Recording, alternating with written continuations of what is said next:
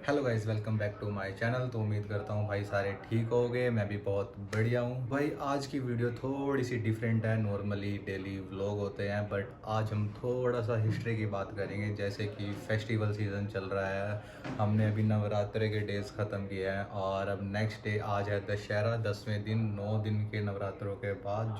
तो तुमने कभी ये सोचा है कि हम दशहरा क्यों क्यों बनाते हैं? मतलब कभी तो दिमाग में हिट किया होगा कि हाँ, मतलब इसके पीछे की हिस्ट्री क्या है कि हम क्यों रावण को जलाते हैं, साथ में उसके दो भाइयों को भी। तुमने कभी सोचा है? अगर कभी भी किसी ने भी, एक इंसान ने भी सोचा होगा तो ठीक है भाई। तो उसके पीछे की हिस्ट्री, थोड़ी सी हिस्ट्री जितनी मुझे पता है वो डिस्कस करते हैं इस वीडियो में। तो चलो ठीक है, मेरे साथ जुड़े रहो, मज़ा आएगा भाई। और जो चैनल पे नए हैं वो प्लीज़ वीडियो को लाइक कर देना, शेयर कर दो, चैनल को सब्सक्राइब भी कर देना भाई। बड़ा मज़ा आएगा, मेरे साथ जुड़ोगे इस चैनल पे। गाइस, दशहरा का मतलब है 10 को हराना, जहाँ पे अच्छाई की बुराई पे जीत हुई थी। और ये रामायण से इंस्पायर्ड है, जहाँ पे श्री राम जी सीता मैया को बचा कर लेकर आए थे लंका से।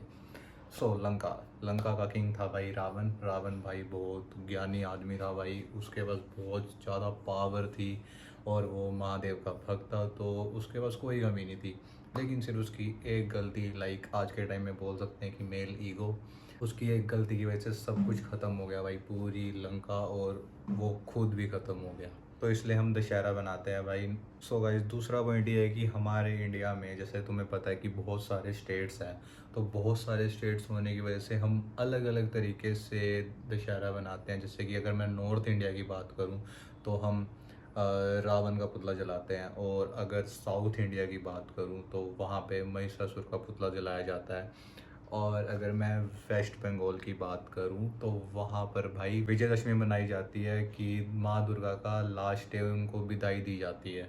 तो उसी के साथ भाई ये हम सब लोगों को जोड़ता है, क्योंकि हर डिफरेंट कल्चर में ये डिफरेंट तरीके से बनाया जाता है। तो ये हम सब इंडियंस को यूनाइट भी करता है और एक ही चीज़ बताता है कि भाई बुराई को छोड़ के अच्छाई की तरफ जाना चाहिए और हमें ऑलवेज पॉजिटिव रहना चाहिए।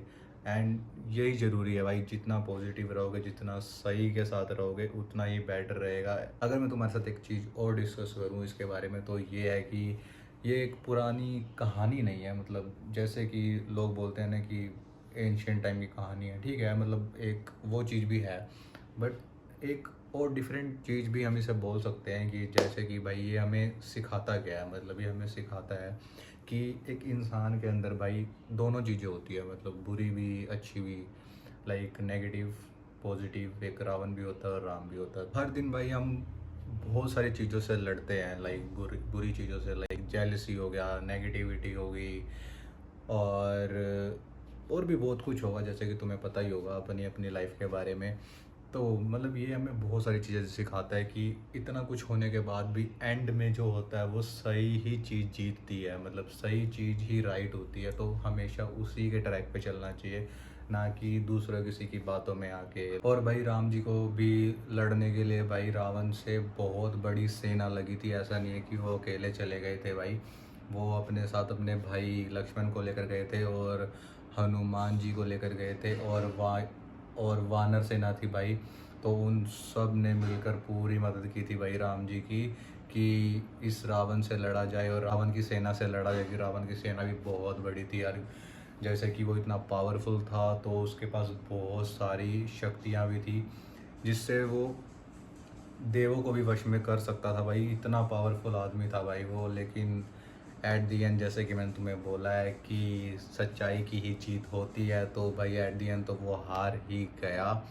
और ठीक है, उसी के भाई ने ही राम जी की मदद की थी, जो कि था विभीषण, जो भाई सच्चाई का साथ देता था। वो राम जी की पूजा करता था, तो उसको रावण ने निकाल दिया था लात मार के कि भाई तू मेरे ही महल में रहकर और मेरे ही अपोजिट, जिसके साथ मेरा युद्ध होने वाला है, जिसकी वाइफ को मैं उठा के ले आया हूँ, तो उसी का ही नाम जपता रहता है। तो इस चक्कर में रावण ने अपने भाई को महल से निकाल दिया था। उसके बाद वो चले गए थे राम जी के पास, और उन्हीं ने ही राम जी को बताया था कि जो तीर है कि भाई वो कहाँ पे चलाना है, किस बॉडी पार्ट पे चलाना है, जिसकी वजह से रावण की मृत्यु हुई हुई थी। ऐसे तो रावण मरने वाला था ही नहीं यार, क्योंकि भाई वो तो अमर था और उसको इतने वरदान मिले हुए थे और पूरा महादेव का भगत था भाई, सबसे बड़ा।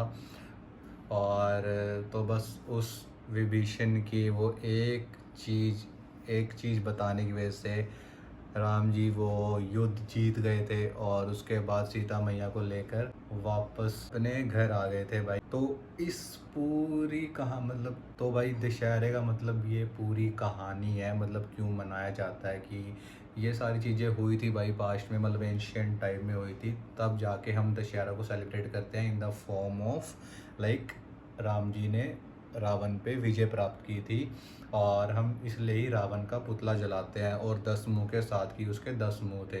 तो पूरे मतलब दशहरा का मतलब यही है जितना मुझे पता है और वही मैंने अभी आपको भी बताया। तो अगर इसमें कुछ भी मैंने कुछ गलत बोला हो तो भाई माफ़ करना मेरे को, क्योंकि जितना मुझे पता था मैंने बता दिया और जितना मैंने पढ़ा है जो मुझे याद है इसलिए तो मैंने डिस्कस करना था तो मैंने एक वीडियो के थ्रू डिस्कस भी कर लिया। बाकी आप बताना कि आपको वीडियो कैसी लगी, अगर इन्फॉर्मेटिव लगी तो इसको लाइक करना भाई और चैनल को सब्सक्राइब कर दो और कमेंट्स भी करना। तो अब के लिए भाई बाय बाय, मिलूँगा कल एक नेक्स्ट वीडियो में। सब खुश रहे एंड हैप्पी दशहरा भाई।